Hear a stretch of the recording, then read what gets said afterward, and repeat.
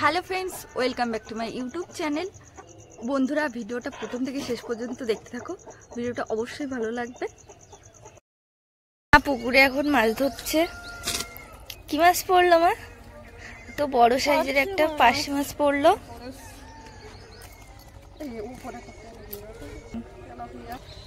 Tilapia মাছ পড়েছে। ছেড়ে দেবে? কারো ছাড় দিচ্ছ না তো।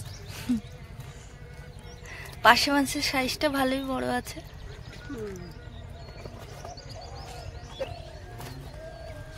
তিনটে মাছ পড়লো। মাম্পির জন্য হয়ে গেছে মাছ। তাই মাম্পি পার্শে মাছ খায়।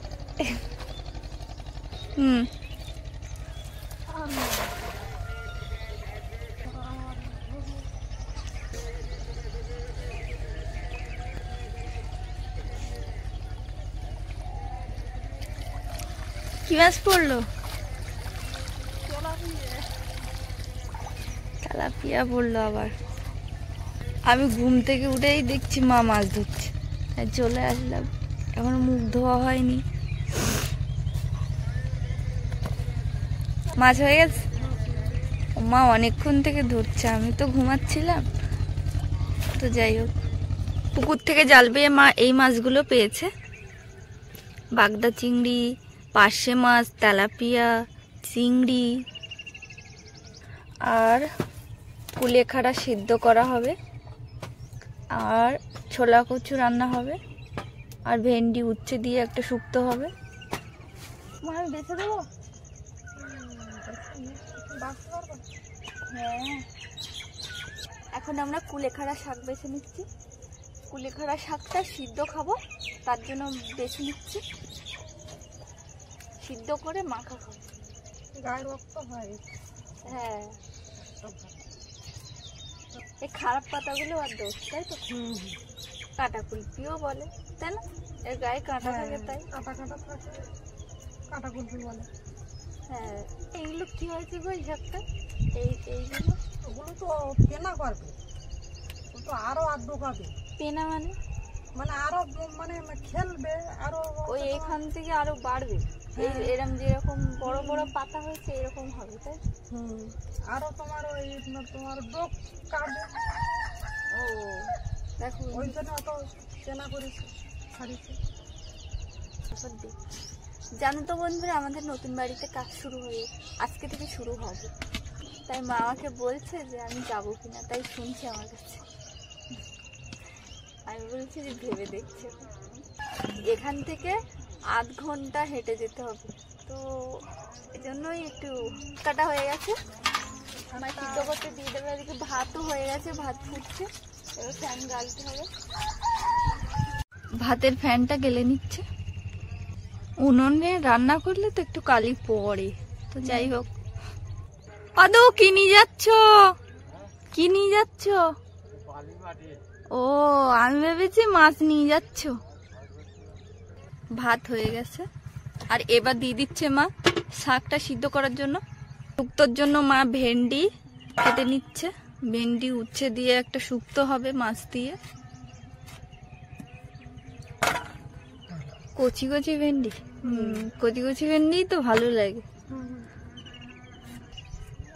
ভেন্ডির তরকারির ঝোল খেতে আমার খুব ভালো লাগে মাছ দিয়ে। বলো মা। করে চলে যাবে, বাঁধবে না তো।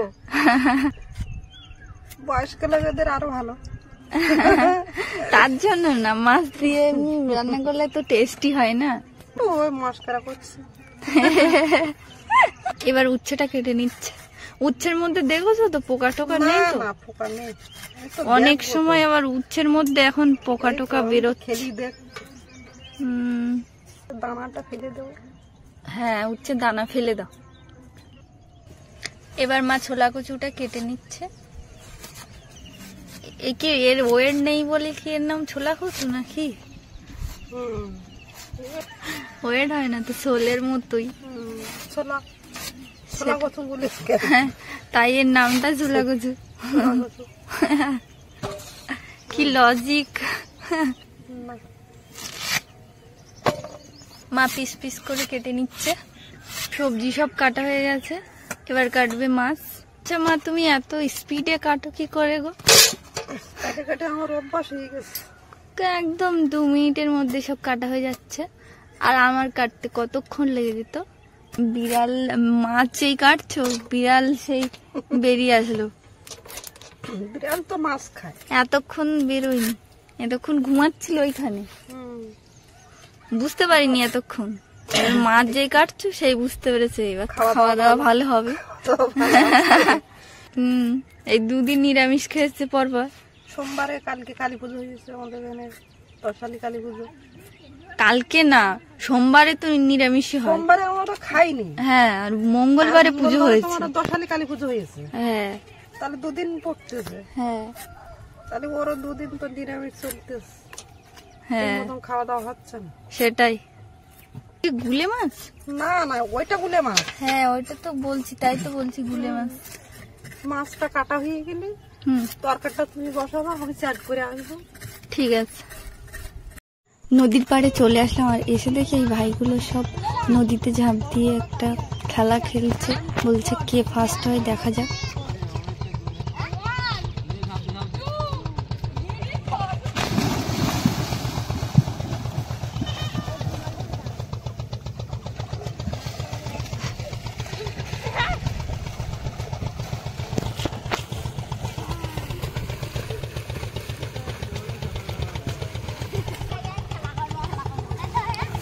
বাগদা পড়ছে।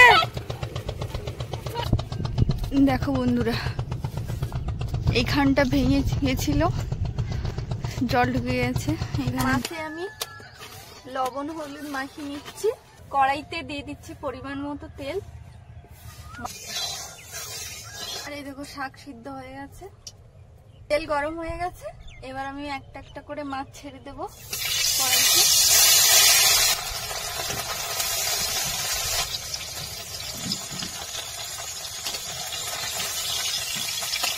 এক পিস করে পেয়ে গেছে, আর পিস উল্টে দিলাম। ভাজা হয়ে গেছে, তুলে নেব। দেখো লাল লাল করে ভেজে নিয়েছি। চিংড়িগুলো ভেজে নিচ্ছি, কড়াইতে দিয়ে দিয়েছি। চিংড়িটা প্রায় ভাজা ভাজা হয়ে যাচ্ছে,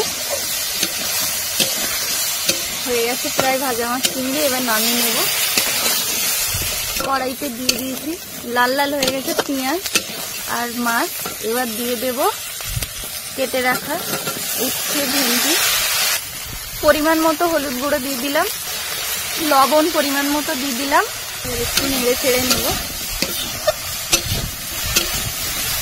কষার জন্য সামান্য একটু জল দিয়ে আমি ঢেকে রাখবো।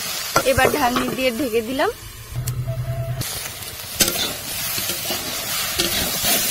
কষা হয়ে গেছে, এবার আমি পরিমাণ মতো জল দিয়ে দেব। জল দিয়ে দিলাম। এবার আমি ঢাকনি দিয়ে ঢেকে দিলাম। ফুটে উঠলে মাছ দিয়ে দেব। বেটে নিচ্ছি।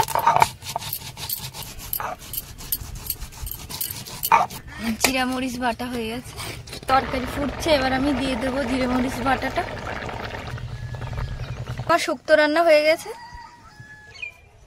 কড়াইতে দিয়ে দিচ্ছি পরিমাণ মতো তেল। টমেটোটা ভেজে নিচ্ছি।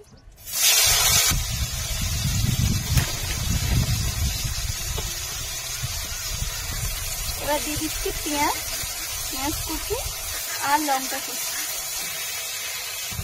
এবার কচুগুলো আমি ভালো করে দিয়ে দিচ্ছি। চিংড়িগুলো দিয়ে দিচ্ছি, বাগদা চিংড়ি।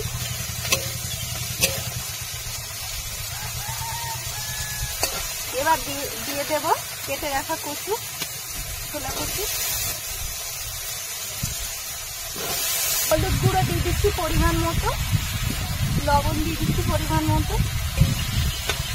আর ঢাকনি দিয়ে ঢেকে দিলাম। আমার কষা প্রায় হয়ে যাচ্ছে। এবার আমি জল দিয়ে দেব। কষা হয়ে গেছে, জল দিয়ে দিচ্ছি।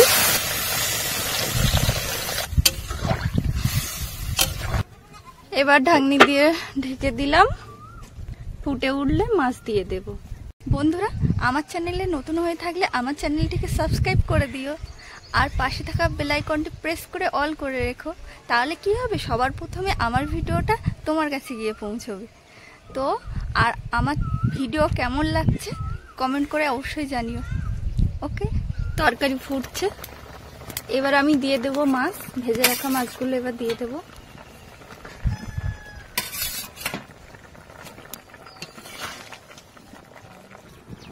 দিয়ে দিচ্ছি বেটে রাখা জিরে মরিচটা। তরকারি আমার হয়ে গেছে, এবার আমি নামিয়ে দেব। আমার ছোলা কচু আর মাছের তরকারি কমপ্লিট। যাই হোক বন্ধুরা, আমার এই ভিডিওটা এখানে শেষ করছি। ভালো থেকো, সুস্থ থেকো, টাটা।